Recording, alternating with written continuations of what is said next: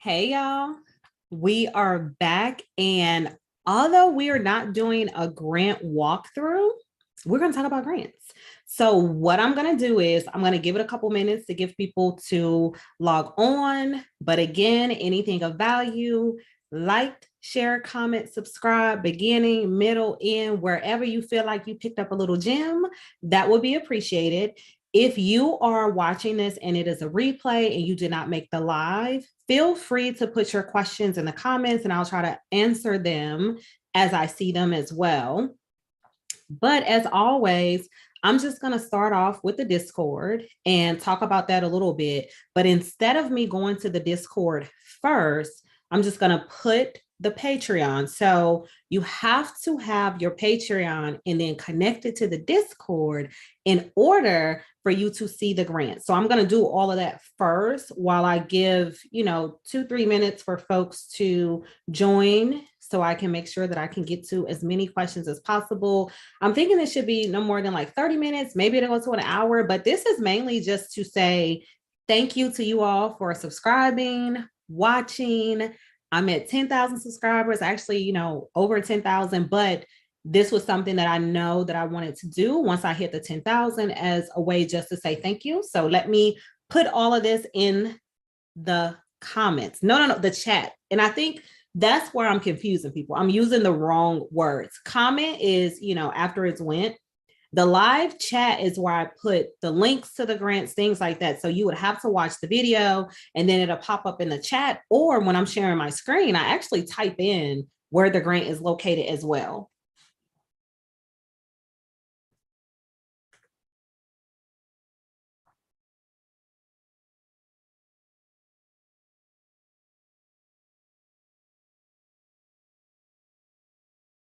And then if you do have any questions, go ahead and post them in the chat. I can see that we have a few people on here now, and I highly recommend that. And then that way I can get to them at the beginning instead of, once more people are on, and then it might take a while to get to them.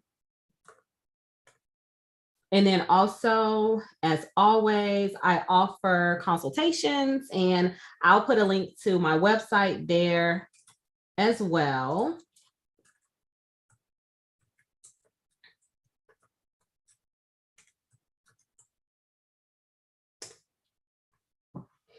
Okay, so that's there. Let me quickly share my screen. One of the first things that I'm going to do, so once the live is over with, I am going to, for the next 10 days, so 10,000 subscribers, next 10 days, we are going to make the Discord $10. And then you can lock that in after the 10 days. So today will be day one. It's going to go back up to the $20. So if you are interested in going inside of the Discord and you didn't want to pay the $20, whatever the case may be, or you're new here, 50% off for the next 10 days for my 10,000 subscribers. And obviously as a giveaway of some sorts to take the price down. Now with me sharing my screen, I can show the Discord. And one of the things that I've always said that I enjoy about the Discord is the fact that you have these different categories. Now, please remember, you have to sign up for the Patreon, which you sign up in there, they process your payment. Then from there, you will have to connect your Discord. And if you don't have a Discord, you can sign up for an account with Discord, either through their app or through the website. And that's where some of the confusion is happening once individuals get inside of the Patreon, because there is nothing there. There's no grants in the Patreon. I've pinned a post that shows you exactly how to get yourself a Discord account and then connect it. And then you'll be able to see all of these grants that are in here. I'll also want to add that currently there are 3 grants that are open that it's on the small business grant playlist that is on this channel. The first one, which here's the thumbnail that you're going to be looking for. This one is you can get a Range Rover plus $25,000 and a bunch of in-kind donations. And then the one before that we did was for this $2,000 grant. And literally it's 3 questions, less than 5 minutes. And you have to tell the company the grantor, what is one thing you want to say no to at work in order to be able to say yes to something else? So if you want to say no to working late because you want to go and take a yoga class, or you want to just get home early, let them know, and you could potentially get $2,000. Then we have this grant, which is $15,000, and there's no deadline. And this one, you literally, there's different categories. We've walked through everything. So there's 3 different opportunities right now for you if you watch some of the previous videos. And then in here, we have the general section where I just put things that might pop up. We talked about Bank of America, but Bank of America is actually launching not only the program, which I think many of you might be aware of right now, which is the program for individuals to become first-time home buyers, but also for business owners that are looking for commercial spaces. So they have a second program that they have recently launched. This is where I put all of the for-profit grants that we have out there. I put them as I get them. Nonprofit, I put all of those in here as well. State specific, so I break it down by state. So wherever you might be located at, I'm going to put a bunch of those in there. I have a ton. So I'm going to sit down and just start loading those in there. So if you happen to be in any of the states that are in here, that will be listed as well. We've already looked at YouTube. We have international, which obviously you're outside of the US, and then just different documents. Once I upgrade, because you have to upgrade the Discord for certain documents. And I have some books that I want to put in here where it's more, it could be motivational books, but then there's also some books where it talks to you about, starting your business, things you need to think about, like marketing, all of those types of things. Accelerators and incubators is here. So again, this doesn't give you any monetary value. However, as I've always said, mentorship, all of that is worth it in my opinion. So that's all of that. If you want to get there, remember it's $10 for 10 days. So starting today and then just count 10 days. I don't know what date it ends, but I'll put it in the description as well. And let's see. Okay, so Ashley, your business isn't in good standing due to business debt accumulated from COVID. Is there a grant for that? So the grants, so some grants that I have posted on the channel, you do not have to have an LLC. And actually the $15,000 grant, you do not have to have an LLC. Individuals you can apply as an individual, so not apply under your business. The $2,000 grant, you do not have to be a business at all, right? It's if you work for someone or if you do have your own business. So no, there are definitely tons of grants out there for individuals. What I would recommend is figuring out through your Secretary of State, you would need to reach out to them, or maybe it's a tax collector's office. I'm not sure what triggered your good standing to be revoked, but I would reach out to that office and figure out, what is it that you need to do in order to get yourself back into good standing and to make sure that it is feasible. But yes, there are tons of grants out there for individuals. And there's also other ones that I've posted inside the Discord, which I said on the last live, is that even if you get into the Discord, or if you're not, if you're looking at old videos on this channel and you see that one of the grants has expired or the deadline has been passed, I would still write them down, because there is one grant that I know for sure, and I'm going to post either, I don't know if I'm going to do another video for it, but I know I'll definitely put it in the Discord, but they have launched the same grant again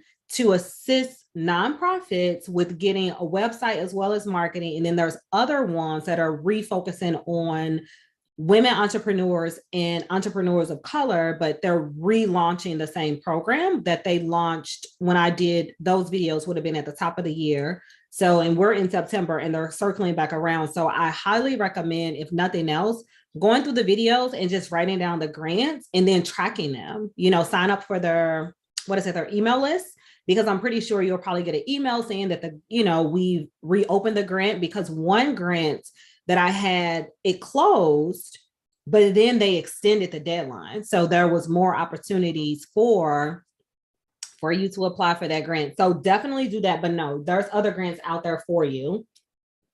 Also, do not forget, and I know I've mentioned it, but I'm going to mention it again, the small business grant playlist that is on this channel. It is a plethora of information. Not only are we doing the grant walkthroughs, but some of the answers can be tweaked and actually could literally be the same answer for grants that are currently open. So do not say, I missed the deadline, so I'm not going to do it, because the information is still applicable to you potentially for future grants.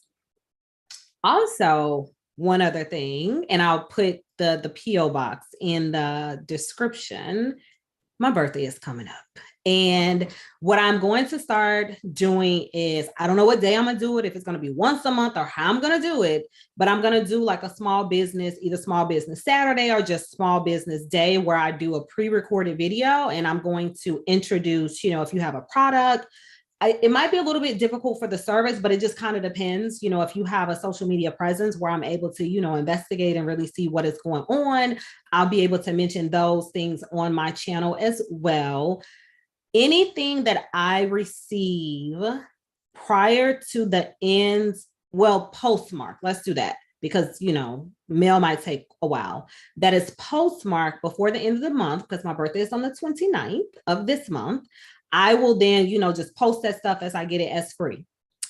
Now, please, please, please send me only items that I can publicly discuss, because I do not want to lose my YouTube channel. I don't want to lose whatever advertisers might show up. So I don't need adult beverages. I don't need adult entertainment. I don't need anything that your 5-year-old sister, child, cousin, brother cannot look at. Okay. So that's another thing that I'm going to do. Since my subscribers are up, my impressions are up. I think I'm at almost 200,000 views on the channel. So that's exciting as well. So just a way to give back to other business owners. If you want to get your product out there, I'm going to post that, but remember, it has to be postmarked by September 30th. I don't know what day that falls on, but I know that's the end of September. And then in October, before Black Friday, I'm going to do like a haul of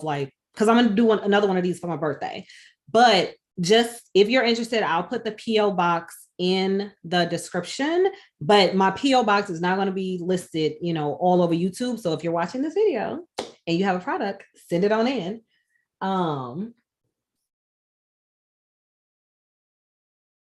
Thank you for the birthday wishes, because I am excited for this one, y'all. So let's talk about grants and some of the things that I want to put out there. And this is just based on the questions that I've received. So if there's other questions, like I said, this is the time to ask them. If you're not in a position to book a consultation, I do know that I have super chat if you want to use that. If now I did say, and I will do this though, like if I get too many comments where I'm not able to get through everything, I know the super chats will go to the top. So I think you can do like $1 in order for your thing to go to the top if it goes fast once too many people are on. First and foremost, the top question that I get is, do you have a grant for this? It could be trucking, it could be fashion, it could be restaurants, it could be etc. Grants are not industry specific that I am posting. Typically, there's been a couple where it might have been for content creators. However, like the grant that is for $2,000, the grant that is for the Range Rover is not industry specific. It's what are you doing in the community? And I tell everyone, if you meet the eligibility requirements, the worst thing that can happen when you apply is you don't get it, right? So do not hinder yourself because they didn't say we're looking for boutiques or we're looking for strategists, we're looking for the trucking industry, we're looking for printing services. If all they say is you need to be 18 years or older, 21 years or older, you need to have given back to marginalized communities, and you are giving back to those communities, or they say that you need to be in business for 2 years, you need to have less than $1 million of revenue, 1 or more employees, including yourself, apply. Because as I say, you never know who is going to read that application first. But then also, if you put yourself in this box of it has to say X, Y, and Z, then you're going to miss out on opportunities. Because what if you are in, I know people are like mobile notaries. I get that a lot too, or loan signing agents. Yeah, loan signing agents. I get that as well.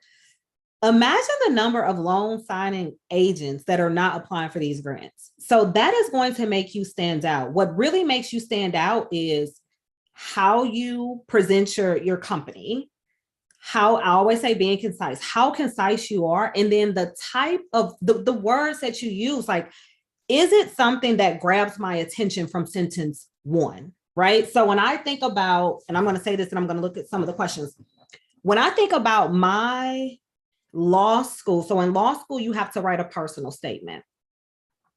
And my first sentence of that statement, and I don't remember it word for word, but I know that it was me looking out the window and seeing a man lying in a puddle of blood, right? Because I grew up in a super rough area, super poor area. Drive-by shootings was nightly. So I'm sleeping on the floor. If you sleep in your bed, you're praying, right, that there's no shootings that's going to happen. So that's going to grab somebody's attention to figure out, how did this individual go from this, right? And then there was one comment in there where I put, the sentence was just like, how do you know you're going to make it? And somebody close to me asked me that, right? Letting me know that they did not believe that because I came from this type of community that I can then be successful in law school. So it really has to be impactful and like grab somebody's attention, because if I read a body, blood, wait, I want to read more. So that first sentence has to be that attention grabber.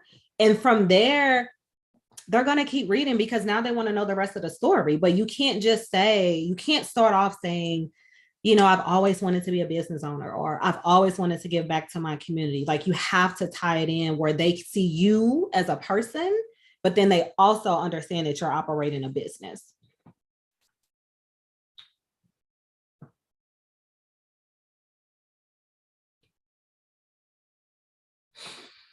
So, truism, the consultations are $250 an hour.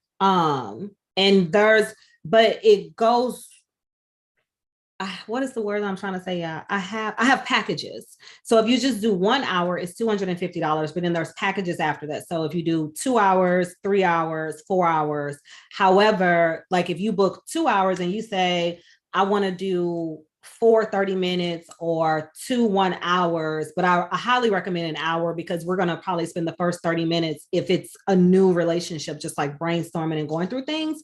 But you don't have to sit with me for 2 hours, which I wouldn't recommend myself. If you do 2 hours, I would highly recommend the first hour, just like figuring out, you know, what it is that you're trying to do. But also, if it's, you want grant writing assistance, you can use that time for that as well. If you want to brainstorm how to write for a particular grant, you can do that as well.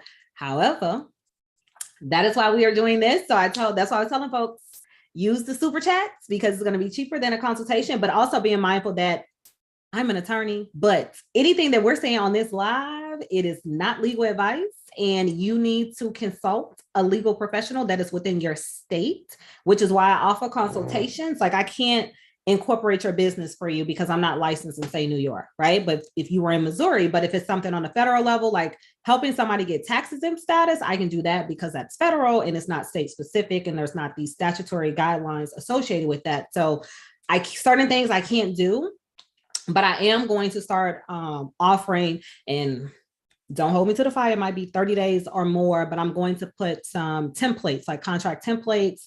And as I said, I'm going to start a business, we're going to call it business boot camp because I haven't came up with a name, but my channel is going to have a separate playlist where we are going to start talking about things from the attorney's perspective of operating your business. So it won't be necessarily, it won't be grant walkthroughs. It might be, you know, what is a non-disclosure agreement? And, you know, what are some of the key clauses that are in there that I need to take into consideration? And realistically, if I have somebody sign that, am I going to sue them if they disclose it? And what does that look like? So we'll definitely talk about that, because I know folks will throw around, well, have them sign an NDA. I mean, people can sign anything, right? But the real question is, what happens if they breach that agreement, right? How can you make sure that you are truly protected? So stay tuned for that if you have a business. And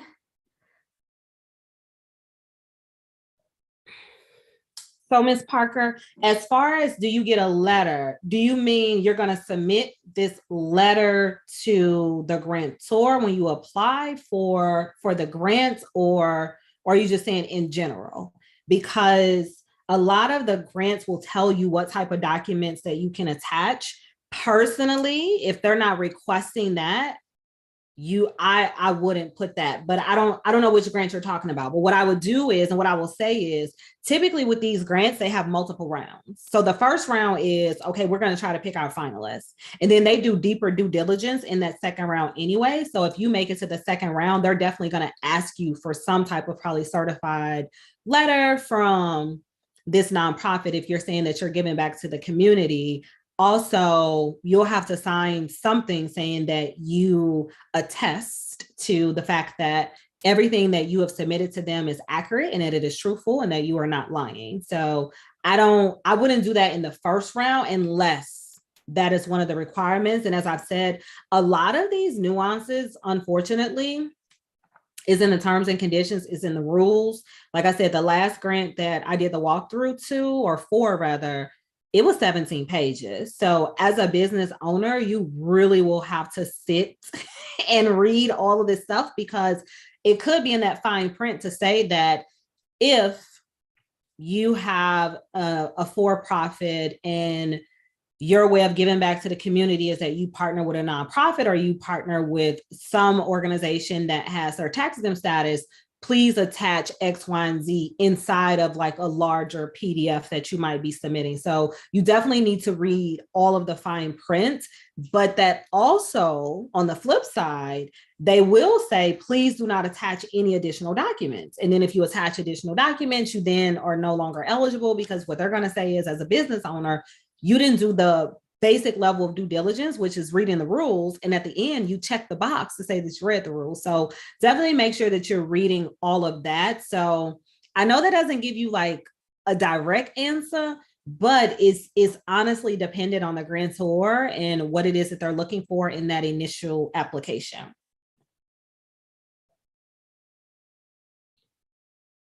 I hope that helped. And then also, so back to grants. When you are applying, so there's going to be differences when you're a for-profit versus a nonprofit. I think for the for-profit, what you really need to work on in preparation for grants, you have to work on your elevator pitch and your concise statement and mission. Because if you notice, most of these grants, they're going to give you limited characters. They're going to give you limited words, depending on what it is. And if you're not able to get out what you need to say concisely, you will not be eligible, because you're not going to give them everything that they're looking for. So the last grant, you got 1,000 characters, right? So that's letters. That's not 1,000 words. And they tell you, typically in the rules, they'll tell you how each, let me take that back. They're going to tell you what they're looking for, and then they're going to tell you how much it weighs. So that is the key. Before you even start writing, you need to figure out what questions do they want me to answer and how much is each question. So with the last grant, the last two questions combined was worth 70%. So imagine if you spent the first two questions and you used 800 of your characters, and then you only gave 200 to these last two, which is going to be weighted the most. So what you need to do is, first and foremost, what is it that they're looking for? And break your answers down by that. Don't do that until after you have answered it. I've always said, type it into a Word document. So you get into your Word document. Let's say you get to your 1,000 characters. Let's say it's 1,500 characters and you need to break it down. You've typed everything in there. Now what you need to do is you need to break apart each section and say, okay, question 1, let's put it here. And then you break that down. So put, a hard return. From there, you then need to see what percentage of my words, once you get it down to 1,000 characters, what percentage of my words is tied to each question. And if 50% is on question 1, then that's a problem, right? Because the last two is 70%. So the first one should just be a little snippet of whatever it is that you're answering and making sure that your questions is weighted against what they're looking for. So that's going to be your key. And I think sometimes people spend more time answering what they want to talk about and not answering what the grantor wants to hear about. So that's another one when you're doing these grants.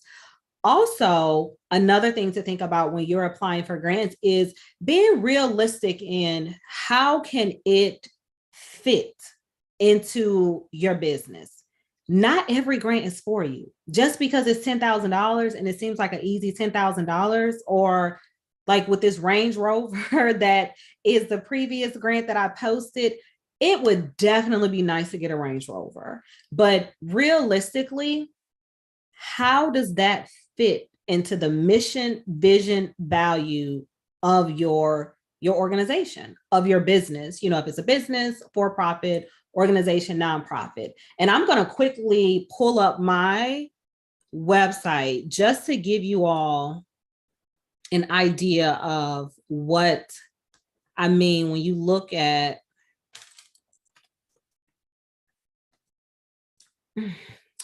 your mission, vision, value, all of that.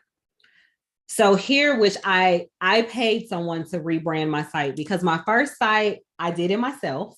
And it was just to put something out there. And then I found, you know, somebody that does like the SEO and all of that. And that's something I recommend as well, because when you are applying for grants, trust and believe, if you're making it to the finalist round, they're going to start Googling you. They're going to try to figure out what's going on, if they know anything, you know, if they can find anything. So for me, I Googled myself, this pops up. Even when I went to YouTube and I just typed in my name to spell it the way that I spell it.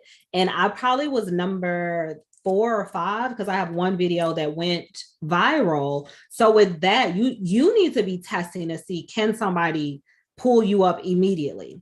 But here with my mission, vision, value. So the mission is to build and grow a business's longevity by creating generational wealth for all.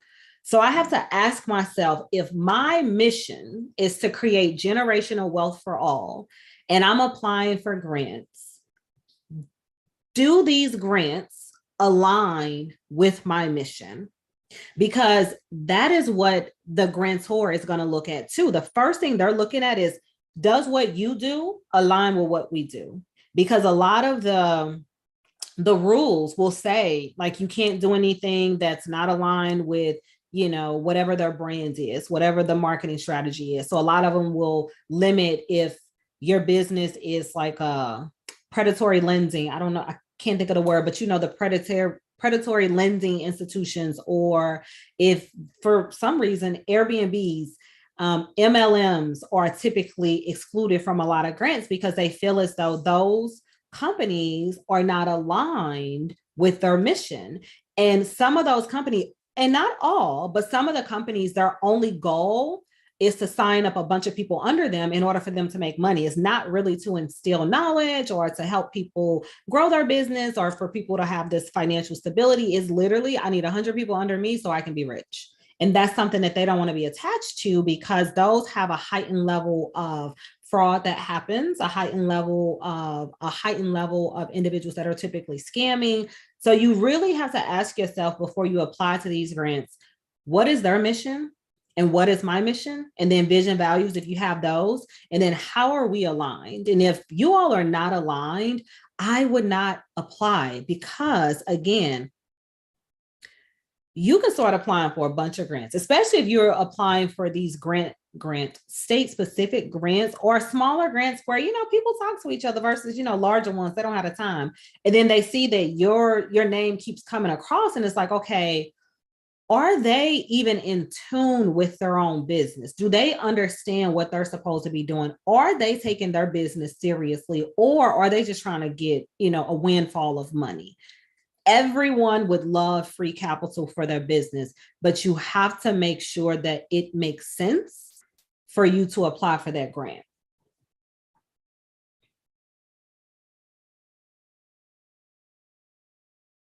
Got it. Yeah. So if you, and actually that kind of works, right? Because if you, and Tanya, Ms. Parker, if you own a purse business and you donate the backpacks and supplies, which are cousin's nonprofit, that's aligned with what you're doing, right? You're providing backpacks. I'm assuming that you might sell backpacks, but if not, but if you sell purses and then you're donating backpacks through your business. And I guess I'm trying to understand, are you just using your money and then you're buying the backpacks, or is this something that you have in your business where you're selling the backpacks? This is something to think about too. So, and I mentioned this on like videos way before. There's this nonprofit that exists where they take purses, so old purses, you donate them, and then they put feminine products inside of the purses for homeless women, because as women, just because you're homeless, as I've said before, doesn't mean that you don't have your menstrual cycle or that you don't need feminine products. And those are things that you're not going to think about if you're not homeless, because you have access to it. So if you sell purses, and especially if you sell branded purses, and then you're able to give like branded pouches, because what that does is it markets your business. And if somebody goes to a homeless shelter and they notice that, oh, some of our residents has these pouches and your business is on there, that's how you get individuals that will reach out to you that potentially want to partner as well. So always think about strategies when you're doing things, but also make sure you're doing it from the heart. But if I were in your space where I'm already donating backpacks and supplies and I have these purses, that might be another way to market your business into the community, because a lot of grants, especially the state specific ones, if it's not, from some type of state agency, and it could be a local firm, or I know there is a young lady that just recently launched a grant in St. Louis, and it's just through her nonprofit. Somebody like her that's well connected, and they're like, she's seeing your pouches all over the place, and now she sees that you're applying for a grant. She's going to remember you, and then that can be a way to get through the door to get grants. And as I said at the beginning of this video, I highly recommend focusing sometimes on those state specific grants, because you're going to have less competition within your states, and then less people are looking at those. Like, more people are going to be looking at these. And another question that I've gotten a lot as far as grant writing services, what I would like to say about that is that the grants that I typically post on YouTube, which all of them that I've posted on YouTube, you do not, I don't think, okay, let me just say this, I don't think you need to pay someone to write these grants. Now, some of the grants in the Patreon/Discord, absolutely. But these, I'm very strategic in that I have a limited amount of time. Like, I don't want to be on YouTube for 2 hours walking through a grant. So I'm going to get grants that have, 5-minute applications, normally 10 minutes or less applications. And as I said, if you have your blueprint, which is tell us about your business and how can this grant help with your business, you should be able to have those answers, and then you plug and play in order to respond to the grant, because these grants want you to be brief, they want you to be concise, and they do not want you to write a memoir in order to get the money. So that is something where if you feel like you need to hire someone, then yes, do what you feel is best for your business to get the grant. But I think that the ones that I am finding and I'm posting, my intent is for you all to be able to watch these videos, and I am transferring as much as my knowledge as possible for you then to be able to strategically respond to these questions. Now, if you all have any other questions, because once there are no more questions, then we're done talking about grants as well. So another thing, so when you're thinking about the nonprofit grants, it's a little bit more difficult to apply, because either they have this first round where it's a quick, letter of interest that you're going to submit out there, and then you get this big application if they feel as though you're aligned. With nonprofits, they're looking for programming, they're looking for benchmarks, they're looking for outputs, they're looking for impact, right? So you can't just say that I want to start an educational or let's say a literacy program for youth. They want to know the number of youth served and the impact through your programming. But mainly, unfortunately, with nonprofits, it's hugely data driven. It's not going to be, I mean, you could give them the fluffy answers like, I want to have equitable results in marginalized communities and to empower youth and, change the trajectory, switch the narrative, like all of those words that they're going to want, like the fluff words. But they're going to look at the numbers. They're going to say, okay, your program has been in existence for a year, 2 years, whatever. Or if it's a new program, they're going to want to know your projections. What community are you going to serve? Because that's going to dictate if you're going to get the grant. Also, who are you going to serve in that community? So they're going to need to know the age group. Who do you plan to partner with? And with nonprofits, the key is to partner with a larger organization. If you are a new nonprofit, or you can get a fiscal agent if you don't have your tax exempt status. And if you don't know what a fiscal agent is, essentially, I can go and get my nonprofit tomorrow, fill out the application, Secretary of State website, boom.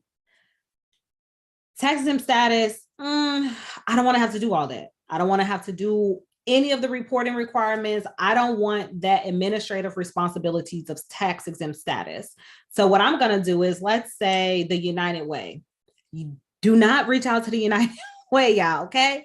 But let's say they want to serve as a fiscal agent for me. So essentially everything will funnel through them. My donations, if I'm sending out letters in order to get people to donate, letting them know that, yes, I have tax exempt status, but there will be some type of administrative cost associated with that. So you might have to pay them 10% of something, right? It could be 10% of donations received in order for them, because essentially they're going to be responsible for the back end and the administrative things associated with your taxes and status. So that is a way to accelerate the process, but you would have to have an agreement with them. So you can't say, I got my tax exempt, not tax exempt, I got my nonprofit today, and I'm going to apply for this grant that requires me to have a tax exempt status. And you also have to make sure that that grantor is open to fiscal agents, because they might not be. And of course, that's going to be in the fine print. So that is something to think about as well. But back to the data requirements.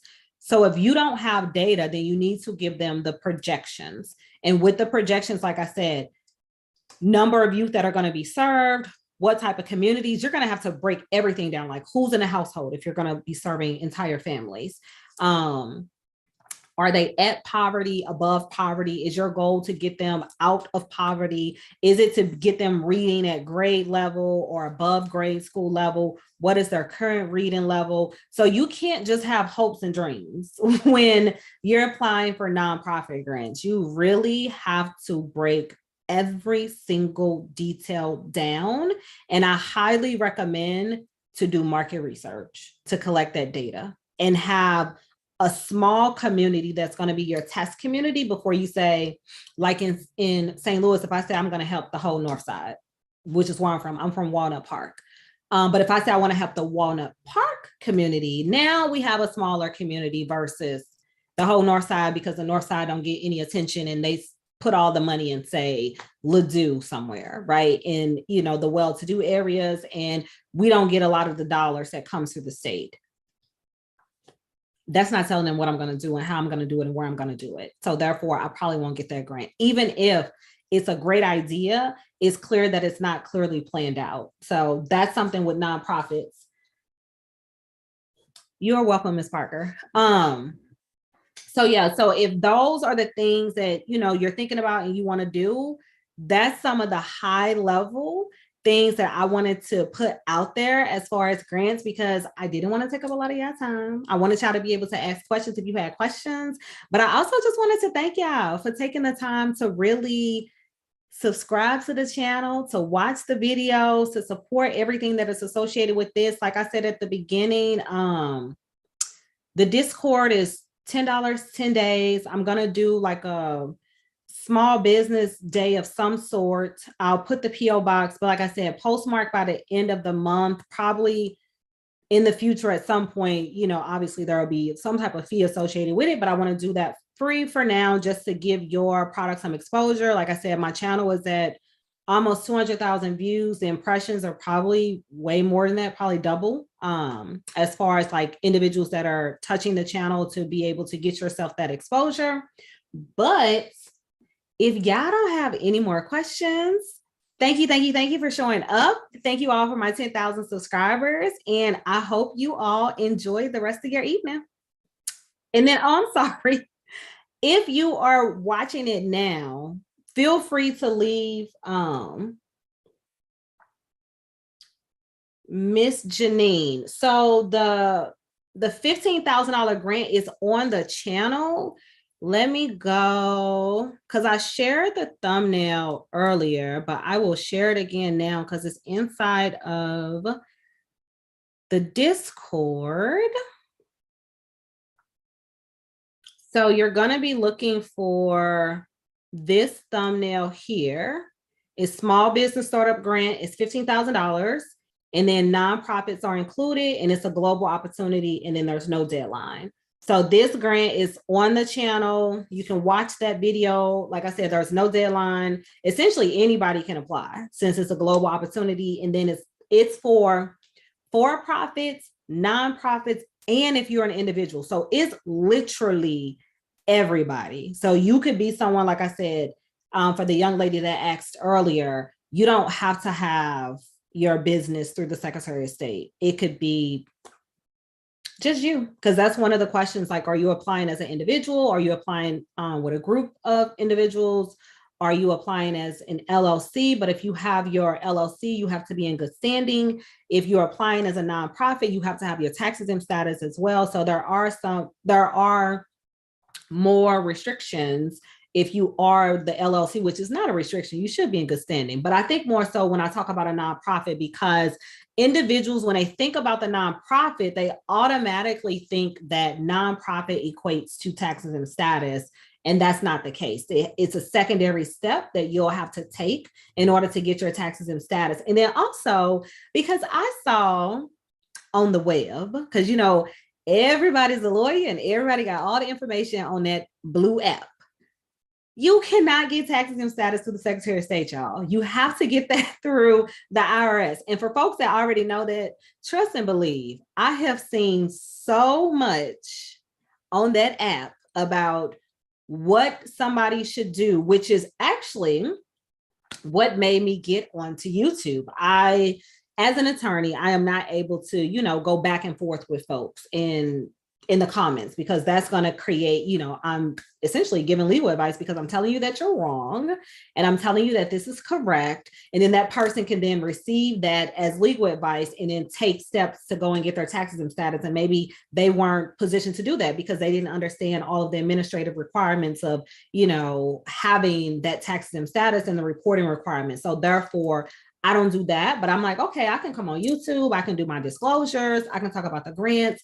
I can talk about different contracts, because even with some of the advice individuals give people about different contracts that they need to get for their business, or what those contracts can and can't do, and also how to sign contracts. I mean, something so simplistic as having a personal guarantee and not understanding that, you know, most commercial leases, that's going to be there, but the protection comes with how do you set up that signature block, or determining, you know, employees versus independent contractor. So that's kind of what got me here.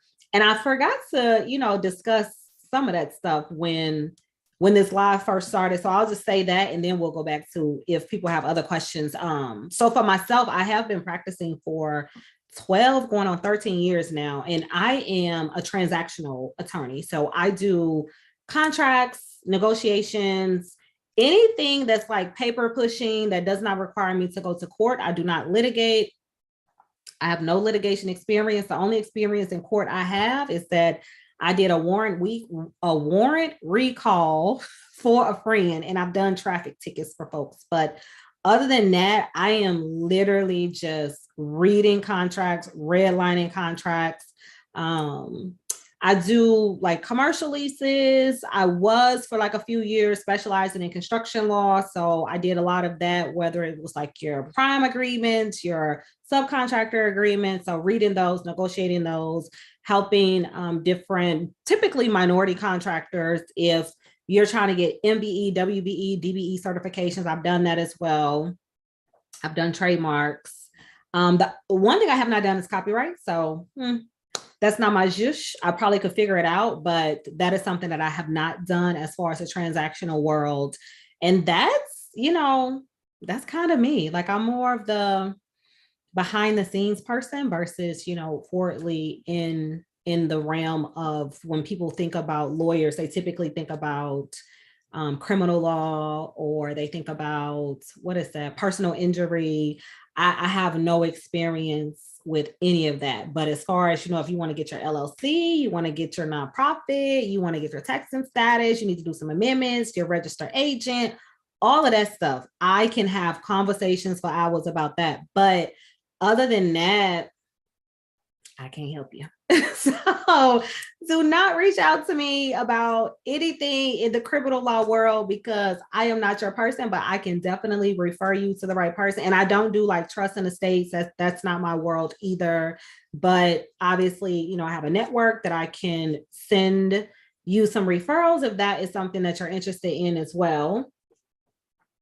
Hey, Brenda girl. Yanni Adore, is it Adore? But it's probably Adore, and I'm just putting the asterisk over it. So, okay, I was signing off. I'm going to give like a couple more minutes in case there are questions. We talked about, some of the key things that you need to know about grants, because we're not doing a grant walkthrough, y'all. This is literally just, I got 10,000 subscribers. I wanted to sit and, have a conversation with you all versus me walking through the grant. And for individuals that's not in a position, to do a consultation, to answer some questions that people might have while we're on the live. But I am going to cut it off in about 10 to 15 minutes, because I think that'll put us at an hour, and I don't want to go for an hour. And I don't think people are going to want to rewatch an hour of this. But if you do have any questions because you just joined, please feel free to ask them. And even if it's something I've already answered, I'll re-answer it because I'm still sitting here. So definitely, thank you, Libby Lou. I appreciate that. Yeah, it's mind-blowing for me, right? Because I started the channel, I did my first video in December, and then I've made it to their program in February, and it's kind of just been growing. And as I was telling folks, I am not tech savvy. I am not like you don't get the bubbles, the whatever everybody else videos, we have all the fancies, but it's coming out because I'm gonna figure it out. But I kind of like, my only goal was just kind of to get the content out there. And like I said earlier, I was frustrated just watching all of these different Facebook groups with people giving misinformation, people taking advantage of people for their money. And I'm just kind of like, why is y'all doing people like that? So in order for me to have a voice outside of, me not being able to go back and forth with people because of, ethical things and oaths that I've taken as an attorney, I'm like, let me try this whole YouTube thing. So me and my little laptop, but we gonna get it together where we have more of like, the professional setups that folks be having. But right now, it's just me and this computer.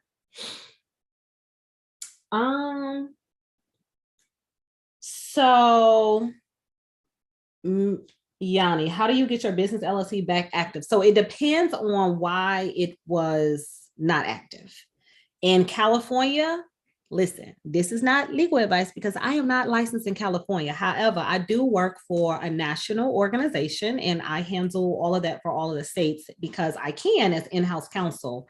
California is a little different, but it also depends on what it is that, and this is any state, honestly, because if you were administratively dissolved, it's totally different than if you failed to submit your annual report. You might just need to do the annual report. If it's because you didn't have a proper registered agent, then you could just update that information. If you didn't have a proper address, you can update the address. But it also depends on how long it has been, because after, I know in Missouri, I think we have 5 years. So after 5 years of being administratively dissolved, then you just have to start a new LLC, unfortunately. So it kind of depends on that.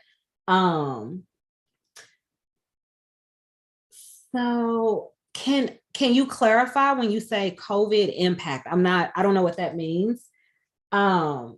Miss Saxton, so my email address is hello@longevitybc.com.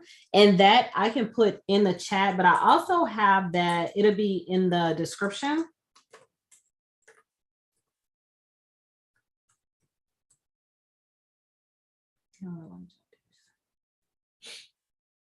So if you need to do your annual report, I highly recommend reaching out to your Secretary of State to figure out what their deadline is and how long it's been since you completed your annual report. And I mean, annual reports, it's pretty simple to complete. Normally they're just asking you for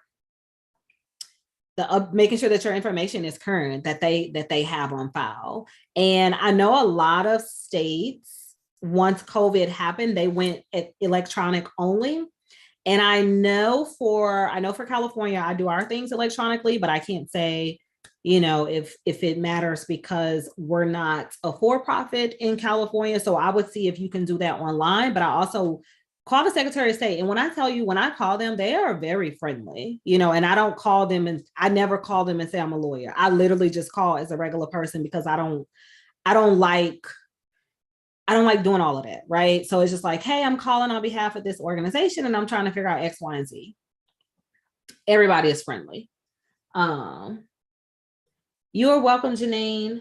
So yes, you would. So Yanni, yes, you have to have a registered agent. So your registered agent essentially is the person that is going to receive any type of legal notice or important notification that comes from the state. And if they can't find the company, then that's going to be a problem. So let's say that it's something so simplistic as you haven't filed your annual report and you're not going to be in compliance, or you're getting sued and we need to be able to send this information to you.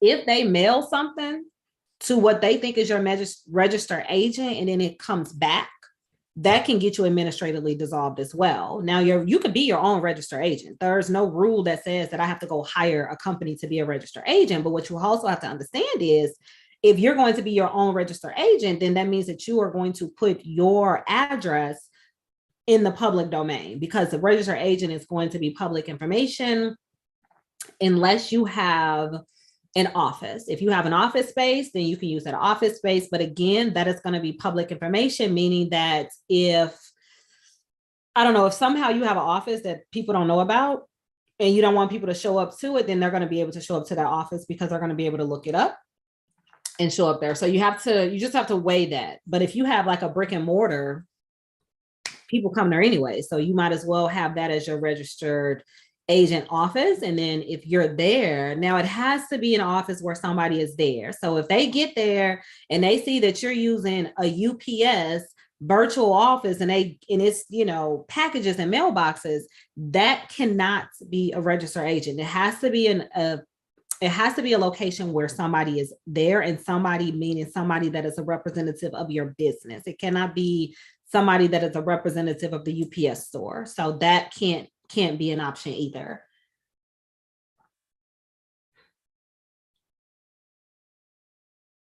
Okay.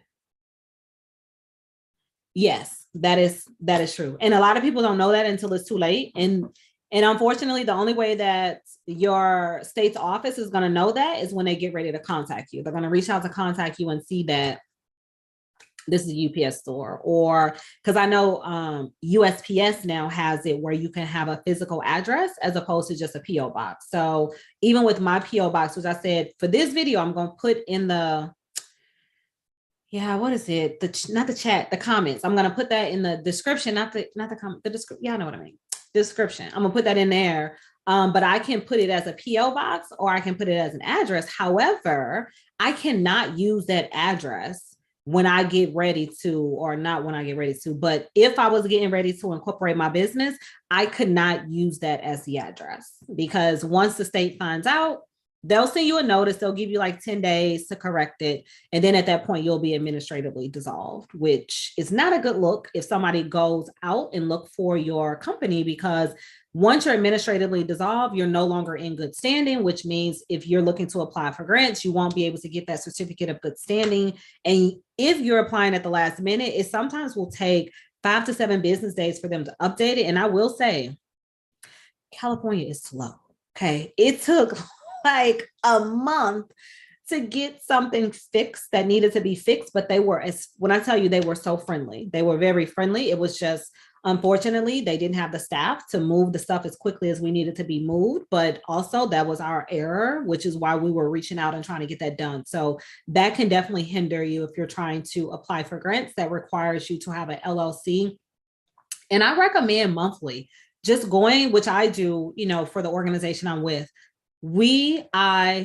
My paralegal goes to each Secretary of State's website that we're associated with to make sure that we are in good standing, because sometimes what could happen is you're in good standing with the Secretary of State's website. And this is if you're a nonprofit. So if you're a charitable trust, charitable organization, you also have to deal with the Attorney General office. So with the Attorney General's office, that's a whole nother process. So you could be in good standing with the Secretary of State, not in good standing with the Attorney General's office, which it takes them a while to like talk to each other. And you're, unbeknownst to you, you wouldn't even know that there was documents that you needed to complete with the Attorney General's office, right? Month later, 2 months later, whatever.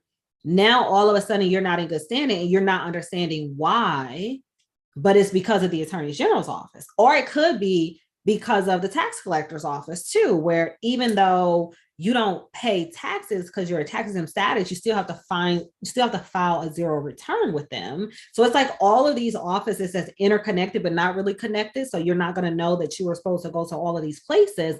And then once they start talking to each other, now you're out of good standing, but you've only been checking the Secretary of State's website. So I would highly recommend making sure in your state that there's not multiple offices that you need to sign up with. And then also as a nonprofit, thinking about, I know you go with the IRS and you get your tax exempt status. Some states, in order to get exemption with them, you have to get your state tax exemption as well. So that's a whole nother process. And typically when there's a conversation about nonprofits, it's, I went through the IRS, I did the short form or I did the long form, but okay, do you have your state tax exempt letter, which is what they're going to be looking for if you go to, for example, if you go to local vendors, they're looking for, because when you pay taxes, you pay state taxes sometimes on your receipts, right? So you would need to then have your state tax exempt letter to not pay those state taxes, because the federal tax exemption only exempts you from federal taxes, not state taxes. Now, I know that was a lot because I was like, oh, I'm about to sign off, but I did have questions. So if nobody else has any questions, I'm going to make sure before I sign off, because we have about 5 minutes, I think, because like I said, I'm trying to keep it at an hour. If there are no other questions, y'all, okay, again, if you got anything of value, like, share, comment, subscribe, go look. It is 3 grants, and it's one for the nonprofit, okay? A Range Rover plus $25,000, $15,000 with no deadline. Anybody can apply, even as an individual. $2,000 just to say, I want to say no to something is as, I don't know, I want to say no to, like I said earlier, I want to leave work early, or I want to get off on time, or I don't want to pick up an extra project at work. Okay. If you say no, what you going to say yes to? I'm going to say yes to, I want to go on a vacation. I want to sit at home. I want to read my book. I want to take yoga. I want to take dance, whatever it is that you want to do. And $2,000. And that's, you do not have to have a business for that either. So right now there are 2 grants that do not require you to have an LLC. So if you are not in good standing, go apply for those, but don't mention your business. And then the other one, nonprofit, you got to have tax exempt status for that one, but it's a Range Rover and $25,000, or you can nominate somebody that you might know as well. You're quite welcome. I hope Yoni, I hope I'm saying that correctly. If not, I apologize. But I want you all to enjoy the rest of your evening. I am going to post another grant this weekend. This one is a pretty simple business grant that I found. And remember, like I said, the Discord/Patreon is $10 for 10 days, which has millions of dollars worth of grants in there, versus the $20. It will go back up to $20 after the 10 days. I'm going to change the price once I get off of this live. But you all enjoy the rest of your day. And